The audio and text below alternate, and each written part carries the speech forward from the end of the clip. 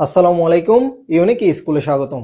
আজকে আমরা আলোচনা করব নবম দশম শ্রেণীর ফিনান্স ও ব্যাংকিং বইয়ের চতুর্থ অধ্যায় নিয়ে। অধ্যায়টির নাম হচ্ছে অর্থের সময় মূল্য। অর্থের সময় মূল্য অর্থাৎ টাইম ভ্যালু অফ মানি। তাহলে আমরা এখন এই অধ্যায়ের আলোচ্য বিষয়গুলো দেখে নিব, অর্থাৎ আমরা কি কি বিষয় নিয়ে আলোচনা করব এগুলো দেখে নিব। তাহলে প্রথম আমাদের হচ্ছে অর্থের সমমূল্যের ধারণা, অর্থের সমমূল্যের গুরুত্ব, অর্থের বর্তমান মূল্যের ধারণা, অর্থের ভবিষ্যৎ মূল্যের ধারণা, প্রকৃত সুদের হার ইত্যাদি বিষয় নিয়ে আমরা আজকে আলোচনা করব। তাহলে আমাদের প্রথমে রয়েছে কি অর্থের সময় মূল্যের মৌলিক ধারণা, অর্থাৎ আমরা অর্থের সময় মূল্য বলতে কি বুঝি। অর্থের সময় মূল্য হচ্ছে সময়ের সাথে সাথে অর্থের কি হওয়া, পরিবর্তন হওয়া, অর্থাৎ সময়ের সাথে সাথে অর্থের যে পরিবর্তন হয় তাকে আমরা অর্থের সময় মূল্য বলি। তাহলে সময়ের সাথে সাথে অর্থের কিভাবে পরিবর্তন হয় দেখো।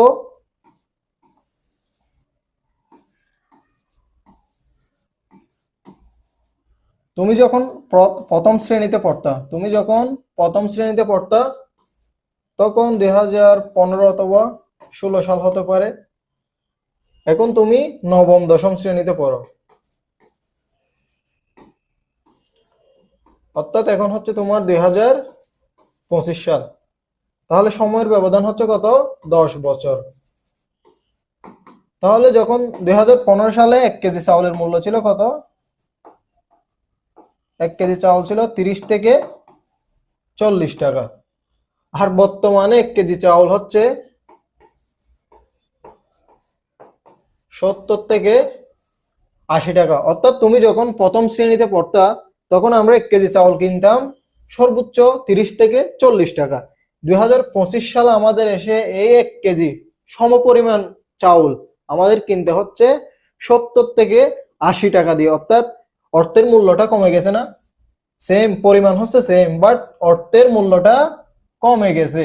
40 টাকা দিয়ে যে জিনিস পেতা, তুমি 10 বছর পর গিয়ে ওই জিনিস তোমাকে কিনতে কত টাকা লাগতেছে, 70 থেকে 80 টাকা লাগতেছে। তাহলে অর্থের মূল্য কমে গেছে না? তাহলে অর্থের মূল্য কেন কমে যায়? সুদের হারের কারণে। মোস্ট ইম্পর্টেন্ট, এটা মনে রাখবা। অর্থের মূল্য কেন কমে যায়? অর্থের মূল্য কমে যায় সুদের হারের কারণে। এটা তোমাদের নৈবিত্তিকে আসতে পারে। অর্থের মূল্য কেন কমে যায়? সুদের হারের কারণে। আশা করি তোমরা অর্থের সমমূল্যটা বুঝতে পেরেছ। তাহলে কিভাবে পরিবর্তন হয়? সময়ের সাথে সাথে অর্থের পরিবর্তন হয়। দেখো, 1 কেজি চাল তুমি 30 থেকে 40 টাকা দিয়ে কিনতা, 10 বছরের ব্যবধানে এটা হয়ে গেছে 70 থেকে 80 টাকা। এভাবে হচ্ছে মূলত অর্থের পরিবর্তন হয়ে থাকে, অর্থের মূল্যের পরিবর্তন হয়ে থাকে। তাহলে অর্থের মূল্যের পরিবর্তনটা হয় আমাদের সুদের হারের কারণে। কিসের কারণে? সুদের হারের কারণে। তাহলে আমাদের পরবর্তী স্লাইডে রয়েছে অর্থের সমমূল্যের গুরুত্ব।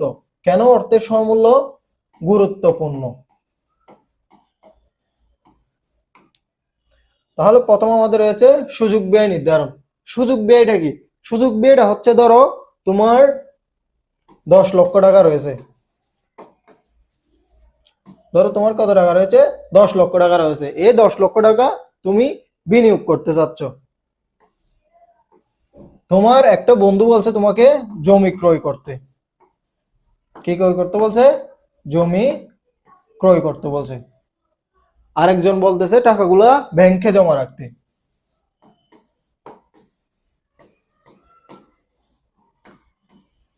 তাহলে এখন তোমার দুইটা বিকল্প হচ্ছে না? তোমার টাকা আছে কত? 10 লক্ষ। তুমি এই 10 লক্ষ টাকা একটা জায়গায় কি করতে চাচ্ছ? বিনিয়োগ করতে চাচ্ছ। তাহলে তোমাকে একজন পরামর্শ দিছে জমি ক্রয় করার জন্য, আরেকজন পরামর্শ দিছে ব্যাংকে জমা রাখার জন্য। তাহলে তুমি ধরো তুমি কি করলা? জমি ক্রয় করলা। কি করলা? 10 লক্ষ টাকা দিয়ে জমি ক্রয় করলা। এই যে তুমি জমি ক্রয়ের ফলে যে ব্যাংকে জমা না রেখে যে জমি ক্রয় করলা, কি করলা? ব্যাংকে জমা না রেখে জমি ক্রয় করলা। এটা হচ্ছে ব্যাংকে জমা রাখার সুযোগ ব্যয়। অর্থাৎ হচ্ছে তুমি জমি ক্রয় করার জন্য ব্যাংকে জমা রাখার সুযোগটা কি করছো? ত্যাগ করছো। তাহলে সুযোগ ব্যয়টা কি? একটাতে বিনিয়োগ না করে, অর্থাৎ দুইটা প্রকল্প থাকলে যে কোনো একটাতে বিনিয়োগ করা আর একটা ছেড়ে দেওয়া, এটা হচ্ছে মূলত সুযোগ ব্যয়। অর্থাৎ হচ্ছে বিনিয়োগ ছেড়ে দেওয়া, যেটুকু ছেড়ে দেওয়া হয় এটা হচ্ছে মূলত সুযোগ ব্যয়। অর্থাৎ তুমি চাইলে ব্যাংকেও জমা রাখতে পারো অথবা জমিও ক্রয় করতে পারো। তাহলে তুমি জমি ক্রয় করলা কিন্তু ব্যাংকে জমা রাখলা না, এটা হচ্ছে মূলত জমি ক্রয়ের সুযোগ ব্যয়। তাহলে আমার ব্যাংকে জমা রাখার সুযোগ ছিল, আমি ব্যাংকে জমা না রেখে জমি ক্রয় করলাম, এটা হচ্ছে জমি ক্রয়ের সুযোগ ব্যয়। আশা করি তোমরা সুযোগ ব্যয়টা বুঝতে পেরেছো। অর্থাৎ হচ্ছে ছেড়ে দেওয়া, যেটুকু অংশ ছেড়ে দিতে হয় এটা হচ্ছে মূলত সুযোগ ব্যয়। আমার দুইটা প্রকল্প ছিল, একটা জমি ক্রয় একটা ব্যাংক জমা। আমি জমি ক্রয় করলাম কিন্তু ব্যাংকে জমা রাখলাম না, তাহলে জমি ক্রয় করার ফলে আমার ব্যাংকে জমা রাখার সুযোগটা আমি ত্যাগ করলাম, এটাই হচ্ছে মূলত আমাদের সুযোগ ব্যয়। তাহলে এর পরবর্তী রয়েছে আমাদের প্রকল্প মূল্যায়ন। তাহলে আমরা কিভাবে প্রকল্প মূল্যায়ন করব? আমরা যদি কোনো একটা প্রকল্প মূল্যায়ন করতে যাই, আমরা কি করব? বর্তমান ব্যয়ের সাথে ভবিষ্যতের আয়ের তুলনা করব। কিসের তুলনা করব? বর্তমান ব্যয়ের সাথে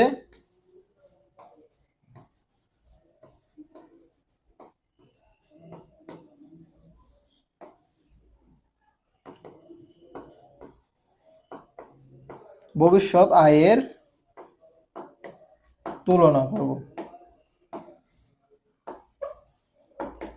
অর্থাৎ আমি বর্তমানে যে পরিমাণ ব্যয় করতেছি, ভবিষ্যতে এই পরিমাণ আমার আয় হবে কিনা এটা তুলনা করে আমরা কি করি? প্রকল্প মূল্যায়ন করে থাকি। তাই হচ্ছে আমাদের সময়টা খুবই গুরুত্বপূর্ণ প্রকল্প মূল্যায়নের ক্ষেত্রে। এর পরবর্তী আমাদের হচ্ছে ঋণ সিদ্ধান্ত গ্রহণ। তাহলে ঋণের সিদ্ধান্ত গ্রহণ হচ্ছে, ঋণ গ্রহণ করলে তোমাকে কিস্তি আকারে অথবা সুদ দিয়ে তোমাকে কি করতে হয়? ঋণগুলা পরিশোধ করতে হয়। তাহলে কিস্তি হতে পারে মাসিক, বাৎসরিক অথবা ত্রৈমাসিক বিভিন্ন, অথবা 2 মাস পর সাপ্তাহিক, এভাবে হচ্ছে তোমার কিস্তি দেওয়া লাগতে পারে। তাহলে ঋণ সিদ্ধান্ত গ্রহণের সময় বিভিন্ন সময় ভেদে মাসিক কিস্তি হচ্ছে একরকম, সাপ্তাহিক কিস্তি আরেক রকম, বাৎসরিক কিস্তি আরেক রকম, হচ্ছে সময়ের ব্যবধানে ভিন্ন ভিন্ন হয়ে যায়। তাই হচ্ছে ঋণ গ্রহণের ক্ষেত্রে সময় মূল্যটা গুরুত্বপূর্ণ। তাহলে এগুলো হচ্ছে সময়ের গুরুত্বের কারণ। তাহলে কি, প্রথম হচ্ছে সুযোগ ব্যয় নির্ধারণ, তারপর হচ্ছে প্রকল্প মূল্যায়ন, তারপর হচ্ছে ঋণ গ্রহণ সিদ্ধান্ত। সুযোগ ব্যয়টা খুবই গুরুত্বপূর্ণ, সুযোগ ব্যয়টা বারবার পরীক্ষা এসে থাকে। তাহলে সুযোগ ব্যয়টা কি? একটি প্রকল্পে বিনিয়োগ করতে গিয়ে অন্য একটি প্রকল্পে বিনিয়োগের যেই সুযোগ ত্যাগ করতে হয় তাকে আমরা সুযোগ ব্যয় বলে থাকি। অর্থাৎ হচ্ছে তোমার দেখো, ব্যাংকে জমা না রেখে তুমি জমি ক্রয় করলা, অর্থাৎ জমি ক্রয়ের ফলে ব্যাংকে জমা রাখার যেই সুযোগটা তুমি ত্যাগ করলা, এটা হচ্ছে মূলত তোমার সুযোগ ব্যয়।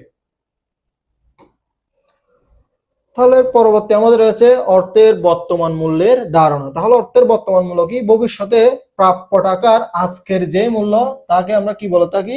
বর্তমান মূল্য বলে থাকি। অর্থাৎ হচ্ছে তোমার ভবিষ্যতে যে টাকাটা তুমি পাবা, এটার আজকের যে মূল্য এটা হচ্ছে তোমার বর্তমান মূল্য। অর্থাৎ হচ্ছে আজকের 100 টাকা আগামী 110 অথবা 120 টাকার সমান। অর্থাৎ হচ্ছে সব সময় তুমি কি দিবা? বর্তমানকে প্রাধান্য দিতে হবে আমাদের। তাহলে বর্তমান মূল্য কি? ভবিষ্যতে প্রাপ্য টাকার আজকের যে মূল্য তাই হচ্ছে মূলত বর্তমান মূল্য। তাহলে বর্তমান মূল্য নির্ণয়ের প্রক্রিয়াকে আমরা কি বলে থাকি? বাট্টাকরণ প্রক্রিয়া বলে থাকি। কি বলে থাকি? বর্তমান মূল্য নির্ণয়ের প্রক্রিয়াকে আমরা কি বলে থাকি? বাট্টাকরণ প্রক্রিয়া বলে থাকি। খুবই গুরুত্বপূর্ণ, এমসিকিউতে এবং হচ্ছে তোমার জ্ঞানমূলক প্রশ্নে আসতে পারে। বর্তমান মূল্য নির্ণয়ের প্রক্রিয়াকে আমরা কি বলি? বাট্টাকরণ পদ্ধতি বা বাট্টাকরণ প্রক্রিয়া বলে থাকি। তাহলে এর পরবর্তী আমাদের আছে বর্তমান মূল্যর সূত্র। অর্থাৎ আমরা বর্তমান মূল্য থেকে কিছু গাণিতিক সমস্যা এসে থাকে। তাহলে এই গাণিতিক সমস্যা সমাধান করার জন্য আমাদের দুইটা সূত্র মাথায় রাখতে হবে। তাহলে আমাদের প্রথম সূত্র হচ্ছে পিবি মানে হচ্ছে তোমার প্রেজেন্ট ভ্যালু,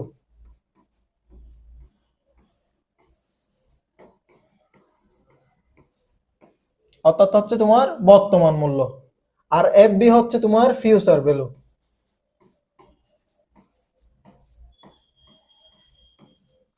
অর্থাৎ ভবিষ্যৎ মূল্য। আর এন হচ্ছে তোমার নাম্বার অফ ইয়ার,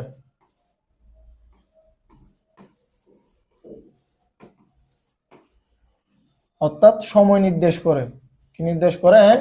এন হচ্ছে সময় নির্দেশ করে। আর আইটা হচ্ছে তোমার ইন্টারেস্ট, অর্থাৎ সুদের হার।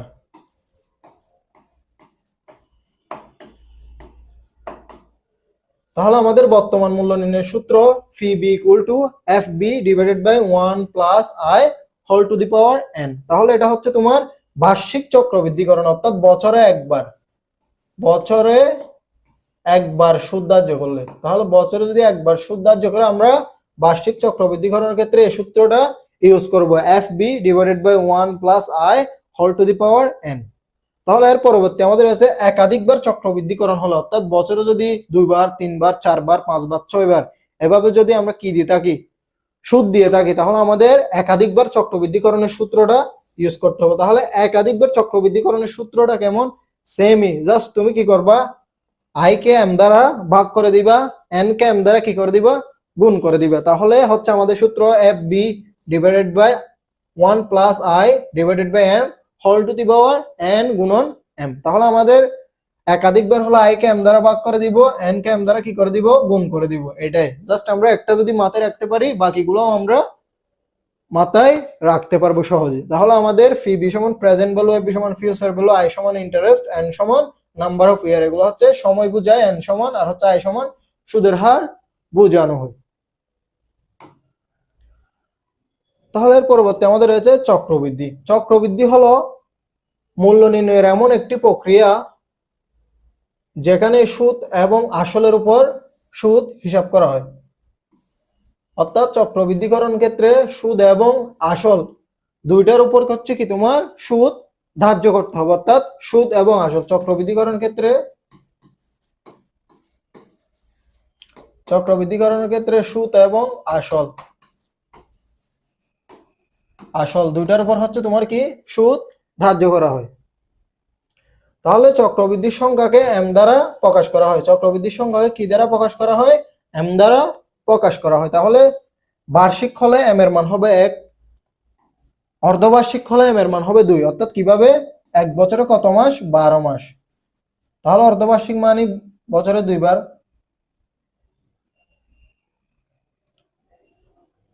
অর্ধবার্ষিক মানে কি 6। তাহলে 12 কে 6 দ্বারা ভাগ করলে কত আসে, 2। তাহলে এম এর মান হবে কত, 2বার।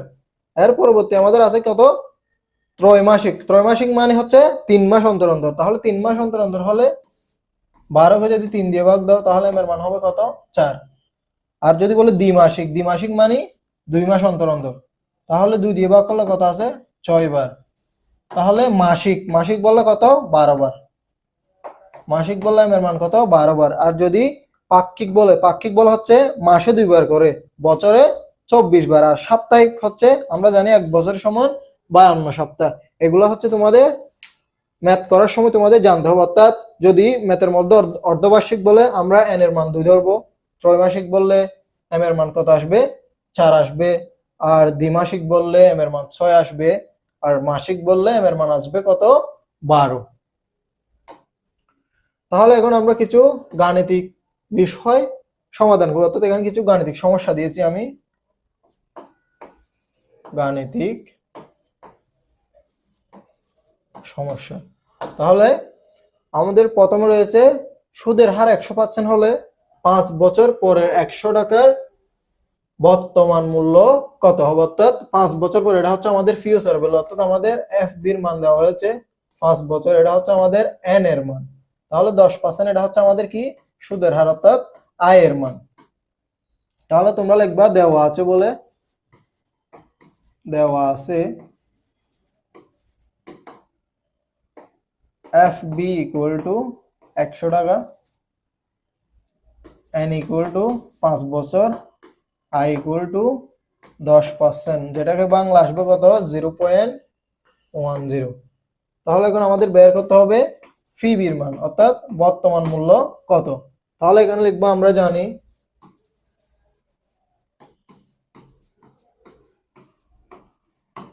জানি P V equal to F V divided by 1 plus I whole to the power N. তাহলে আমাদের এখানে এফ বির মান কত আছে, 100 টাকা। আই এর মান আছে কত, 10%, 0.10। এন এর মান আছে কত, 5। তাহলে ক্যালকুলেশন করলে কত আসে দেখো, 1.10 পাওয়ার 5। তাহলে আসতেছে কত, 1.61 051, তাহলে উপরে আছে কত 100, তাহলে 100 ভাগ 1.61051, তাহলে আমাদের আসতেছে কত 62.092 টাকা। তাহলে এটা আমাদের হচ্ছে কি বর্তমান মূল্য। তাহলে দেখো 5 বছর পর যেটা 100 টাকা হবে, এটার হচ্ছে আজকের মূল্যটা কত 62 টাকা। তাহলে দেখো অর্থাৎ সময়ের সুদের হারের কারণে অর্থের মূল্যের কি হয়ে যায় পরিবর্তন হয়ে যায়, অর্থাৎ আজকের 62 টাকা এটা 5 বছর পর গিয়ে কত টাকা হবে 100 টাকা হবে। এটা হচ্ছে আমাদের আনসার, অর্থাৎ প্রেজেন্ট ভ্যালু বর্তমান মূল্য। এর পরবর্তী আমাদের রয়েছে 5 বছর পর 50,000 টাকা পাওয়ার আশায় তুমি বর্তমানে কিছু টাকা জমিয়ে ব্যাংকে রাখতে চাও। তাহলে তুমি 5 বছর পর কত টাকা পাওয়ার আশায় 50,000 টাকা, এটা হচ্ছে তোমার ফিউচার ভ্যালু, অর্থাৎ ভবিষ্যৎ মূল্য দেওয়া আছে। ক ব্যাংক তোমাকে বার্ষিক 10% হারে সুদ প্রদানের প্রস্তাব দিয়েছে এবং খ ব্যাংক তোমাকে 9.5% হারে মাসিক চক্রবৃদ্ধি, কি বলছে মাসিক মাসিক চক্রবৃদ্ধি করলে আমাদের কি আসবে এম আসবে। তাহলে মাসিক বললে আমাদের এম এর মান কত হবে 12 হবে, অর্থাৎ 12 মাস, অর্থাৎ মাসে একবার করে 12 মাসে 12 বার। এমত অবস্থায় তুমি কোন ব্যাংকে টাকা জমা রাখবা, তাহলে তোমার দুইটা ব্যাংকেরই কি নির্ণয় করতে হবে বর্তমান মূল্য নির্ণয় করতে হবে। তাহলে দুইটা ব্যাংকের বর্তমান মূল্য নির্ণয় করার পর আমাদের মন্তব্য দিতে হবে। তাহলে আমরা প্রথমে করব কোন ব্যাংক, ক ব্যাংকেরটা করবো আমরা প্রথমে। ক ব্যাংকের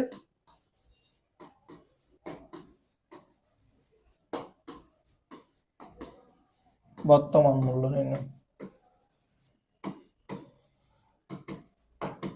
দেওয়া আছে গুলো তোমরা লিখে নিবে, আমি সরাসরি আমরা জানি থেকে শুরু করতেছি, অর্থাৎ তোমরা লিখবে দেওয়া আছে বলে এফবি সমান 50,000 টাকা, আই সমান হচ্ছে 10%, আর এন সমান হচ্ছে কত বছর 5 বছর, এটা হচ্ছে এন এর মান আমাদের, আর 10% এটা হচ্ছে ক ব্যাংকের সুদের হার আই এর মান, আর এটা হচ্ছে আমাদের এফবি এর মান। তাহলে এখন আমরা পি বি ইকুয়াল টু জানি F V divided by 1 plus I whole to the power N. তাহলে আমাদের এফবির মান কত আছে 50,000 টাকা, মানগুলো বসাই দিব 1 প্লাস সুদের হার হচ্ছে কত 10%, অর্থাৎ বাংলায় 0.10। তাহলে এন এর মান আছে কত 5 বছর। তাহলে ক্যালকুলেশন করলে কত আসে দেখো, সুদের হার কিভাবে আগে তোমরা জানো, জাস্ট হচ্ছে তোমরা 10% আছে, 10কে কি দ্বারা 100 দ্বারা কি করে দিবা ভাগ করে দিবা, ভাগ করলে আসবে 0.10। তাহলে এটা আসতেছে কত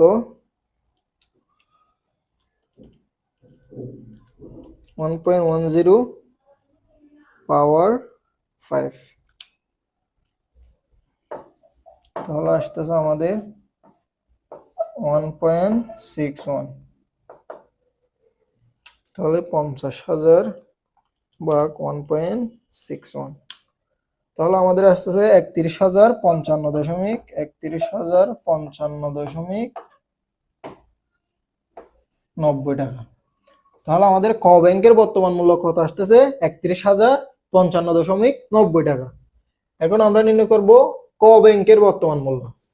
ক ব্যাংকের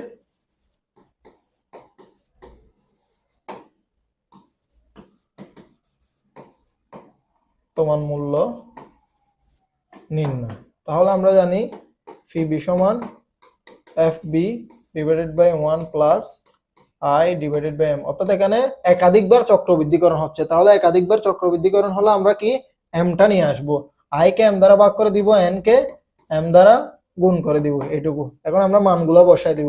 তাহলে এফ বির মান দেওয়া আছে কত 50,000 টাকা, তাহলে 1 প্লাস আই এর মান আছে কত, খ ব্যাংকের সুদের হার হচ্ছে 9.5%, তাহলে এটাকে বাংলা কত আসবে 9.5 ভাগ 100, তাহলে আসতেছে 0.095।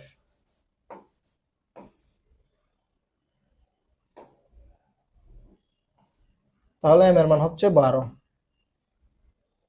এন এর মান আমাদের 5 আর এম এর মান হচ্ছে 12। তাহলে ক্যালকুলেশন করলে কত আসে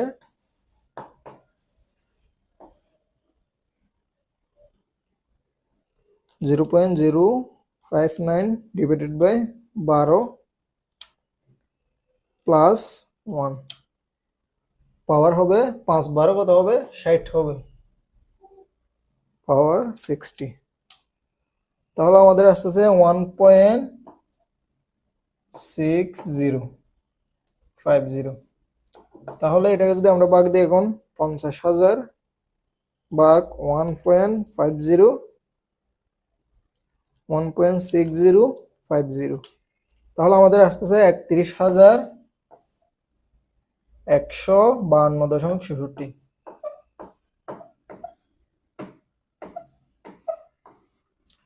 তাহলে আমাদের ক ব্যাংকে আসছিল কত টাকা 31,055, আর এখানে আসতেছে 31,152। তাহলে আমাদের কোন ব্যাংকে টাকা কম জমা রাখতে হচ্ছে, ক ব্যাংকে। অর্থাৎ আমরা কত টাকা কম রাখতে হচ্ছে, তোমরা দেখাবা যে ক ব্যাংকে বর্তমান মূল্য হচ্ছে 31,055 টাকা, খ ব্যাংকের বর্তমান মূল্য হচ্ছে 31,152 টাকা। অর্থাৎ হচ্ছে ক ব্যাংকের তুলনায় খ ব্যাংকে 100 টাকা বেশি জমা রাখতে হবে। তাই আমরা এই মত অবস্থায় কোন ব্যাংকে জমা রাখতে বলবো, যে ব্যাংকে বর্তমান মূল্য কম, অর্থাৎ যে ব্যাংকে কম টাকা জমা রাখতে হবে আমরা ওই ব্যাংকে জমা রাখার পরামর্শ দিব। তাহলে এর পরবর্তী আমাদের রয়েছে ভবিষ্যৎ মূল্যের ধারণা। অর্থাৎ আমরা ভবিষ্যৎ মূল্য বলতে কি বুঝি, একটি নির্দিষ্ট পরিমাণ অর্থ নির্দিষ্ট হারে কোথাও বিনিয়োগ করলে ভবিষ্যতে একটি নির্দিষ্ট সময় পর যে নগদ অর্থ পাওয়া যায় তাকে আমরা কি বলে থাকি, ভবিষ্যৎ মূল্য বলে থাকি। অর্থাৎ তুমি হচ্ছে কি একটি নির্দিষ্ট পরিমাণ অর্থ নির্দিষ্ট সুদের হারে কোথাও কি করলা, বিনিয়োগ করলা। এই বিনিয়োগকৃত অর্থ একটা নির্দিষ্ট সময় পর সুদের হার সহ যে নগদ টাকা তুমি ফেরত পাওয়া, তাই রিটার্ন পাওয়া, এটা হচ্ছে তোমার কি অর্থের ভবিষ্যৎ মূল্য। তাহলে অর্থের ভবিষ্যৎ মূল্য নির্ণয়ের পদ্ধতিকে আমরা কি বলে থাকি, চক্রবৃদ্ধিকরণ পদ্ধতি বলে থাকি। কি বলে থাকি, চক্রবৃদ্ধিকরণ পদ্ধতি। মোস্ট ইম্পর্টেন্ট, বর্তমান মূল্য নির্ণয়ের প্রক্রিয়া হচ্ছে বাট্টাকরণ, আর ভবিষ্যৎ মূল্য নির্ণয়ের প্রক্রিয়া হচ্ছে চক্রবৃদ্ধিকরণ। তাহলে এখন আমরা ভবিষ্যৎ মূল্য নির্ণয়ের সূত্রগুলা দেখে নিব। তাহলে বার্ষিক চক্রবৃদ্ধিকরণ, অর্থাৎ বার্ষিক মানে বছরে একবার হলে, বার্ষিক চক্রবৃদ্ধিকরণের ক্ষেত্রে আমরা জানি এফবি সমান হচ্ছে ফিউচার ভ্যালু, ফিউচার ভ্যালু অর্থাৎ হচ্ছে তোমার ভবিষ্যৎ মূল্য, আর ফিবি সমান প্রেজেন্ট ভ্যালু, প্রেজেন্ট ভ্যালু অর্থাৎ বর্তমান মূল্য। আই সমান ইন্টারেস্ট অর্থাৎ সুদের হার, সুদের হার। আর এন সমান হচ্ছে নাম্বার অফ ইয়ার,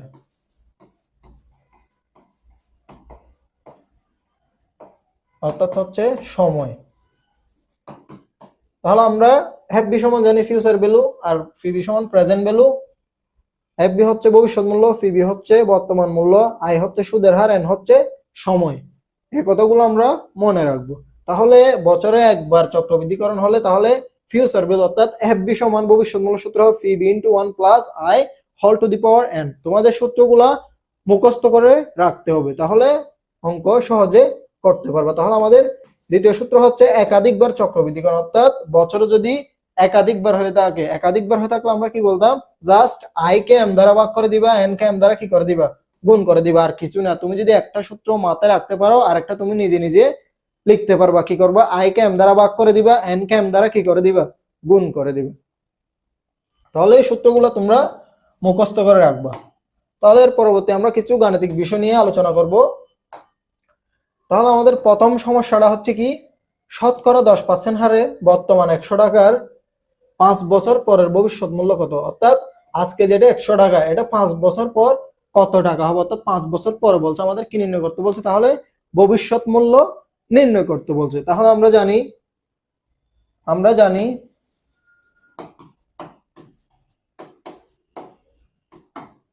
ভবিষ্যৎ মূল্য F V equal to P V into 1 plus I whole to the power N. অর্থাৎ এটা হচ্ছে কি বার্ষিক, অর্থাৎ বছরে একবার, কোনো চক্রবৃদ্ধি একাধিকবার চক্রবৃদ্ধি বলে নাই।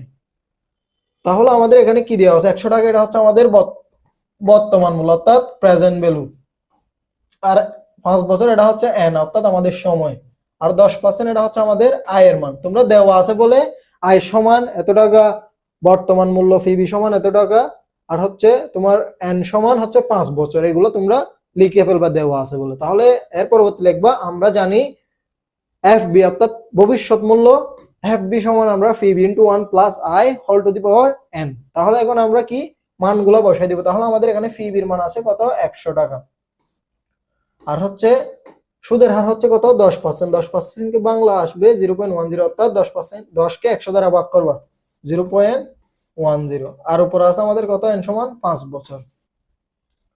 তাহলে দেখো এখন ক্যালকুলেশন করে 1.10 পাওয়ার 5, তাহলে আসতেছে 1.610, তাহলে গুণন 100, তাহলে কত আসে 161.051। তাহলে এটা হচ্ছে আমাদের কি ফিউচার ভ্যালু অর্থাৎ ভবিষ্যৎ মূল্য। কি মূল্য? ভবিষ্যৎ মূল্য। অর্থাৎ আজকে যে 100 টাকা আছে এটার মূল্য 5 বছর পর গিয়ে কত হবে 161 টাকা হয়ে যাবে। এটা হচ্ছে তোমার 100 টাকার 5 বছর পরের ভবিষ্যৎ মূল্য। তাহলে এর পরবর্তী আমাদের রয়েছে শতকরা 13.5% হারে মাসিক চক্রবৃদ্ধিতে।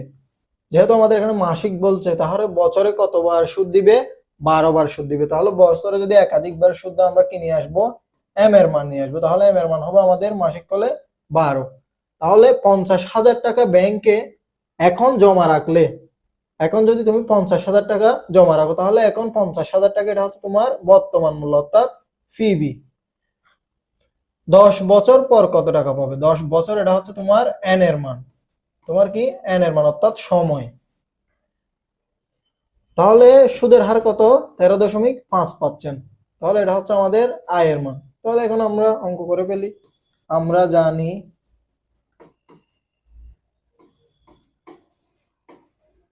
আমাদের আগে অঙ্ক অঙ্ক করার আগে আমাদের প্রশ্ন যখন পড়বো তখন আমাদের মানগুলা কি করতে হবে চিহ্নিত করে ফেলতে হবে। যখন দেখো এখানে দেখো 13.5%, এটাকে আমরা কি বলছি সুদের হার, এটা হচ্ছে আয়ের মান। আর মাসিক চক্রবৃদ্ধি, মাসিক যেহেতু বলছে বছরে একাধিকবার না 12 বার, তাহলে এম নিয়ে আসবো, তাহলে এম এর মান কত হবে 12 হবে। এর পরবর্তী বলছে 50,000 টাকা ব্যাংকে জমা রাখলে, 50,000 টাকা ব্যাংকে জমা রাখলে 10 বছর পর কত টাকা হবে। যেহেতু 10 বছর পরে টাকা নির্ণয় করতে বলছে, আমাদের কি বলছে ভবিষ্যৎ মূল্যটা নির্ণয় করতে বলা হয়েছে। তাহলে ভবিষ্যৎ মূল্য নির্ণয় করলে এটা আমাদের কি দেওয়া আছে বর্তমান মূল্য দেওয়া আছে। তাহলে কত বছর পর 10 বছর পর, এটা আমাদের কিসের মান এন এর মান। তোমরা আগে মানগুলো চিহ্নিত করে জাস্ট সূত্রটা দিয়ে মানগুলো বসে দিয়ে ক্যালকুলেশন করে দেবা, হয়ে যাবে। তাহলে আমরা জানি F V future value P V into 1 plus একাধিকবার হলে আই কে এম দ্বারা ভাগ করবা, এন কে এম দ্বারা কি করে দিবা গুণ করে দিবা। একটা সূত্র মাথায় থাকলে তুমি আর একটা নিজে নিজে লিখতে পারবা। তাহলে এখন আমরা মানগুলো বসাই দিই। আমাদের বর্তমান মূল্য হচ্ছে কত 50,000 টাকা, আর সুদের হার হচ্ছে 13.5%। তাহলে 13.5 কে যদি আমরা 100 দ্বারা ভাগ করি, 13.5 ভাগ 100, তাহলে আসতেছে 0.135। তাহলে কত আসছে 0.135। এম এর মান হচ্ছে কত 12, তাহলে এন এর মান হচ্ছে কত 10, আর এম এর মান হচ্ছে 12।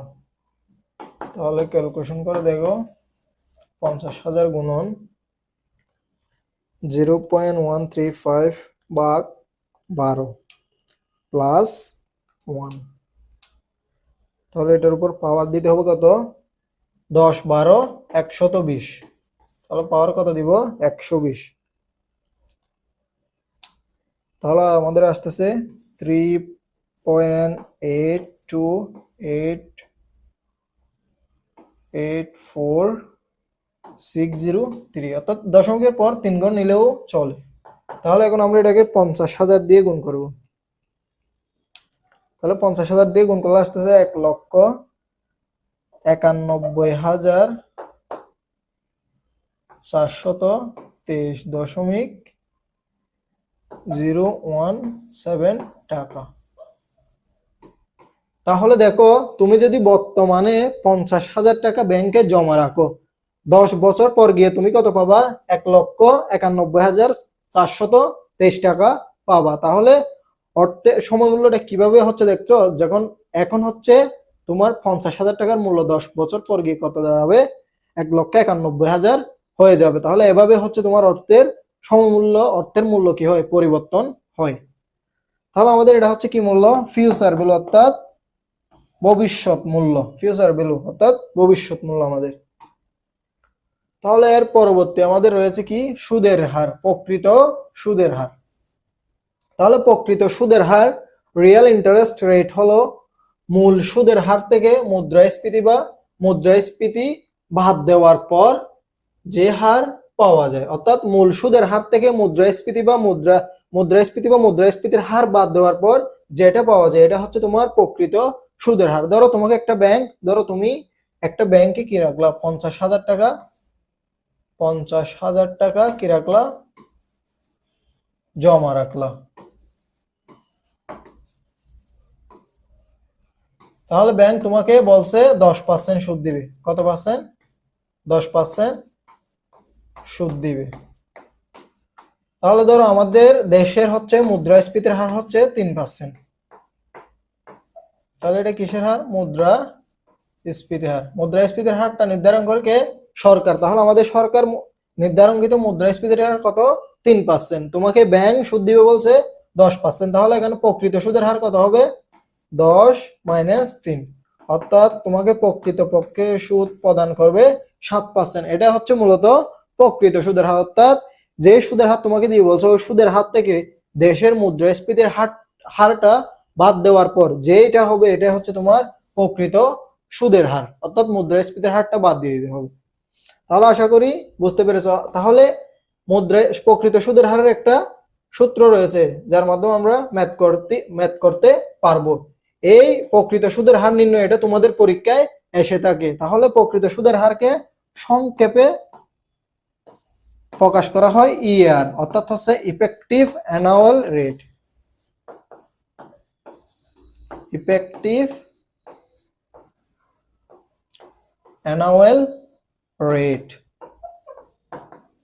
ইফেক্টিভ অ্যানুয়াল রেট অর্থাৎ হচ্ছে প্রকৃত সুদের হার। প্রকৃত সুদের হার নির্ণয়ের অঙ্ক পরীক্ষায় এসে থাকে। তাহলে আমাদের সূত্রটা হচ্ছে 1 plus I divided by M whole to the power M minus 1 into 100। তাহলে সূত্রটা একটু বড়, তোমরা কয়েকবার পড়লে কি হয়ে যাবে? মুখস্থ হয়ে যাবে।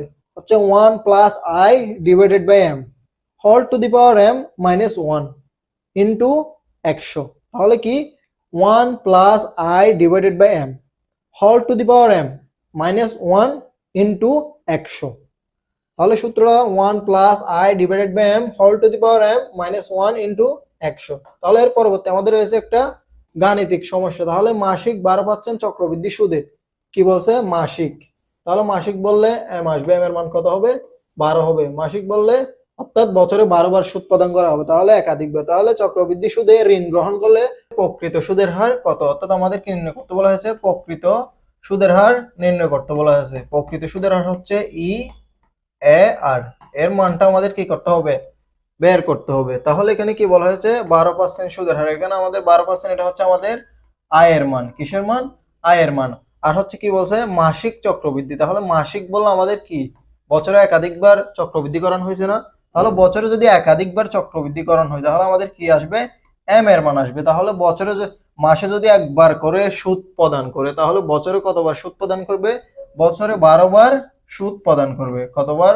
12 বার সুদ প্রদান করবে। তাহলে আমাদের এম এর মান হবে কত? 12।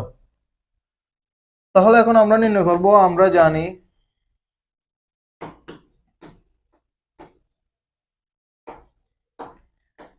প্রকৃত সুদের হার EAR equal to 1 plus I divided by M whole to the power M minus 1 into 100। এটা হচ্ছে আমাদের প্রকৃত সুদের হার নির্ণয়ের সূত্র। এখন আমরা মানগুলো বসাই দেব এখানে। আমাদের আয়ের মান কত? সুদের হার 12%। তাহলে 12% বাংলা কত আসবে? 0.12 12, তাহলে m এর মান হচ্ছে কত 12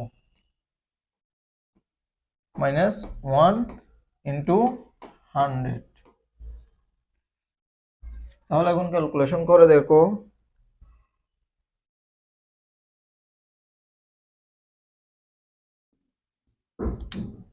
প্লাস 1 পাওয়ার 12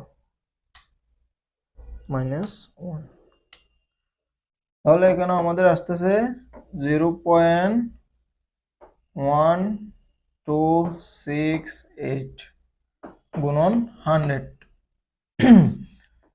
তাহলে এটাকে 100 দ্বারা গুণ করলে কত আসে? 12.68%। তাহলে এখানে আমাদের বলছে 12% সুদ দিবে, তাহলে এটা হচ্ছে আমাদের নামিক সুদ। তাহলে যেটা উল্লেখ করা থাকে এটা কি সুদ? নামিক সুদ, অর্থাৎ যেটা নাম ধরে দেয়, যেটা নাম ধরে দিবে এটা হচ্ছে নামিক সুদ। আর প্রকৃতপক্ষে সুদ অর্থাৎ প্রকৃতপক্ষে আমাকে যেটা দিবে এটা হচ্ছে প্রকৃত সুদের হার। তাহলে প্রকৃতপক্ষে আমাদের দিবে কত?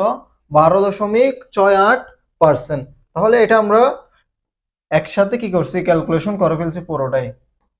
তাহলে তোমরাও চাইলে ভেঙে ভেঙে করতে পারো, চাইলে একসাথেও করতে পারো। প্রথমে 0.12 কে 12 দ্বারা ভাগ করবা, তারপর প্লাস 1 দিবা, দেন পাওয়ার দিয়ে সরাসরি 12 দিবা, তারপর যেটা আসে এটা থেকে মাইনাস 1 দিয়ে দিবা। তাহলে মাইনাস 1 দিলে আসবে হচ্ছে তোমার 0.1268। এটাকে তুমি 100 দ্বারা গুণ করে দিবে, 100 দ্বারা গুণ করলে আসবে 12.68%। তাহলে এটা হচ্ছে আমাদের প্রকৃত সুদের হার।